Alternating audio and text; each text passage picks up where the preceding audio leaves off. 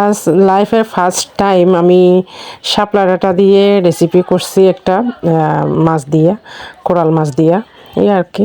তো এটা যে এত মজার হবে আমি আসলেই কল্পনা করি নাই, এই আর কি। তো হ্যালো এভরিওয়ান, আসসালামু আলাইকুম, কেমন আছেন সবাই? আশা করি সবাই ভালো আছেন। তো আমি কালকেই বলছিলাম আমি শাপলা ডাঁটা দিয়ে কি করছি সেটা আগামীকাল মানে আজকেই জানাবো আপনাদেরকে। তো এই নিয়ে আজকে একটা ব্লগ ভিডিও। তো আমি শাপলা ডাঁটাগুলো সুন্দর করে আঁশ তুলে ভালো করে ধুয়ে নিলাম। তারপর হচ্ছে একটা ফ্রাই প্যানে আমি সব কিছু উপকরণ দিচ্ছি, পেঁয়াজ, রসুন, হলুদ, মরিচ, এই আর কি। তো আজকে হচ্ছে এটা আমি জীবনের ফার্স্ট টাইম ট্রাই করতেছি। তো আমি ভাবি নাই, কখনো কল্পনাও করি নাই যে আজকে এত স্বাদ হবে এগুলা। তো আমার বাচ্চারাও যথারীতি পাগল হয়ে গেছে, এটার ফ্রেন্ড হয়ে গেছে, এই আর কি।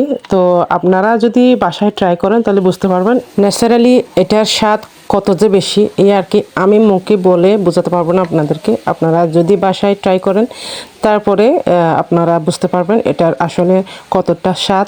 লবণটা আমি দিতে ভুলে গেছিলাম ফার্স্টে, তো আমি লবণটা দিয়ে দিলাম। তো যথারীতি সুন্দর করে ভালো করে আমি সিদ্ধ করে নিলাম।